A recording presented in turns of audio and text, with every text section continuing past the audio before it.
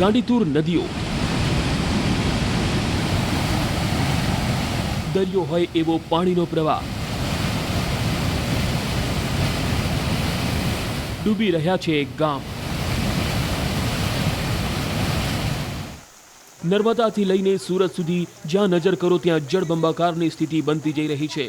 મોહન અને વીરા નદીએ સિઝનમાં પહેલીવાર આટલું ખૂંખાર સ્વરૂપ ધારણ કર્યું। સુરતના ઉમરપાડામાં તો સોમવારની સવારની શરૂઆત જ આભ ફાટવા સાથે થઈ। સવારે 6 થી 8 વાગ્યામાં 4 ઇંચ અને ત્યારબાદ 8 થી 10 વાગ્યામાં બીજો 10 ઇંચ વરસાદ ખાબક્યો।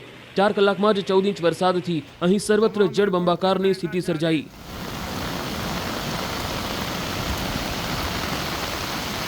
કેવડી, આંબા અને ખાતા ગામ સંપર્ક વિહોણું બન્યું છે, કારણ કે ગોંડલિયાના માર્ગ પર વીરા નદીનો ધસમસતો પ્રવાહ જોવા મળ્યો। નદીમાં ભયંકર પૂરની સ્થિતિ જોવા મળી। જૂના ઉમરપાડામાં પણ રસ્તાઓ જળમગ્ન બની ગયા। કરિયાણા, સ્ટેશનરીની દુકાનોમાં પાણી ફરી વળ્યા। લીમરવાણથી કદવાલી તરફ જતા માર્ગ પર નદીનું પાણી ફરી વળ્યું। ચારણી ગામથી તાબદા, ભૂતભેડા જતા માર્ગ પણ પાણીમાં ડૂબી જવાથી લોકો 5 કિલોમીટરનો ચકરાવો ફરવા મજબૂર બન્યા। ઉમરપાડા, કેવડી, શરદા, પિનપુર, ઘાણાવડમાં જોરદાર વરસાદ વરસ્યો। 2 દિવસના વિરામ બાદ વરસાદે ઉમરપાડાને ગમરોડી નાખ્યું। માંગરોળ, ઉમરપાડા, માંડવીમાં પણ વરસાદી માહોલ જામ્યો।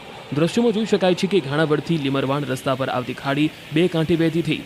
ચારણી ગામે મોહન નદીએ પણ રૌદ્ર રૂપ ધારણ કર્યું। સહેલાણીઓ જોવા માટે ઉમટી પડ્યા। આજુબાજુના ગામડા, તાબદા, ભૂતવેડા જેવા ગામો સંપર્ક વિહોણા બન્યા।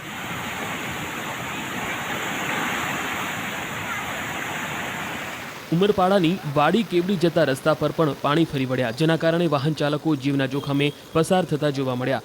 વહીવટીતંત્ર દ્વારા લોકોને પાણીમાં ન ઉતરવા સૂચના અપાઈ। આ તરફ નર્મદામાં ભારે વરસાદથી લાછરસ ગામ બેટમાં ફેરવાયું। નર્મદાના ગરુડેશ્વરમાં સવારે 2 કલાકમાં જ 5.5 ઇંચ જેટલો વરસાદ ત્રાટક્યો। આ દ્રશ્યો લાછરસ ગામના છે, જ્યાં મુખ્ય માર્ગો પર છાતી સુધી પાણી ભરાયેલા જોવા મળ્યા।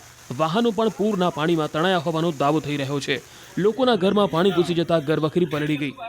રાજપીપળાના સ્ટેશન રોડ, કાછિયાવાડ, સત્યમનગર કોલોનીમાં વરસાદી પાણી ઘૂસી જતા સ્થાનિકોએ હાલાકીનો સામનો કરવો પડ્યો।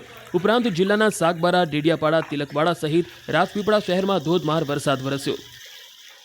આટલું બધું પાણી અંદર આ ગામના ગોડાઉનમાં, રેશન કાર્ડની દુકાનમાં બધે પાણી ગામમાં પસરી જતા બધા પાણીમાં ઘણા લોકોનું નુકસાન થયું છે। જેથી કરીને અનાજનું પણ જે અનાજ આપણે વિતરણ કરીએ એ અનાજનું પણ બહુ નુકસાન મોટા પાયે થયેલું છે। અને વારંવાર તંત્રને રજૂઆત કરવા છતાં આગલા વર્ષમાં પણ પાણી આવેલું હતું, ત્યારે પણ રજૂઆત કરવા છતાં પણ ત્યારે પણ કંઈ હજુ તંત્રએ કોઈ એની કામગીરી પૂર્ણ કરી નથી। આજે એવી પરિસ્થિતિનું નિર્માણ થયું છે કે જે વરસાદ પડવાથી પાણી બધે ભરાયા છે ઠેર ઠેર જગા ઉપર। અને અનાજ કરિયાની દીનદયાળ, જે પંડિત દીનદયાળ સોસાયટી છે અનાજ કરિયાની, એમાં બી પાણી ભરી ગયું, અનાજ બધું પલળી ગયું। 150 મકાન બધા પાણી પહેરી ગયું। અને આ ગામમાં આવું ને આવું વર્ષ થતું જ હોય છે।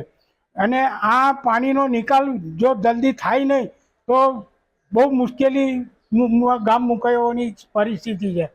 ડેડિયાપાડામાં મોહન નદીમાં ઘોડાપૂર આવ્યું। ગારદા અને મોટા જાંબુડા વચ્ચે મોહન નદી આ ચોમાસામાં પહેલીવાર આક્રમક અંદાજમાં જોવા મળી। ઉપરવાસમાં ભારે વરસાદ બાદ બ્રિજ પણ પાણીમાં ગરકાવ થયો હતો। બ્રિજ પર પાણી હોવાથી કેટલાક સ્થાનિકો રોડના સામે છેડે બેસી રહેવા મજબૂર બન્યા। ગારદા અને મોટા જાંબુડામાં નદી કિનારે આવેલા ખેતરોમાં પૂરના પાણી ફરી વળતા ખેડૂતોને ભારે નુકસાન થવાની આશંકા છે। આ તરફ ભરૂચમાં કરજણ નદીએ પણ રૌદ્ર સ્વરૂપ ધારણ કર્યું। અનરાધાર વરસાદ પડતા કરજણ નદીમાં ઘોડાપૂરની સ્થિતિ સર્જાઈ। દ્રશ્યોમાં જોઈ શકાય છે કે ધાણીખૂટ ગામ ખાતે કરજણ નદીમાં પાણીનો અપાર પ્રવાહ વહેતો જોવા મળે છે। રોમપોલ વોટરફોલનો સુંદર નજારો પણ જોવા મળ્યો, જો કે નદીના પૂરનો પ્રવાહ આસપાસના લોકોને ડરાવી દે એટલો ભયંકર છે।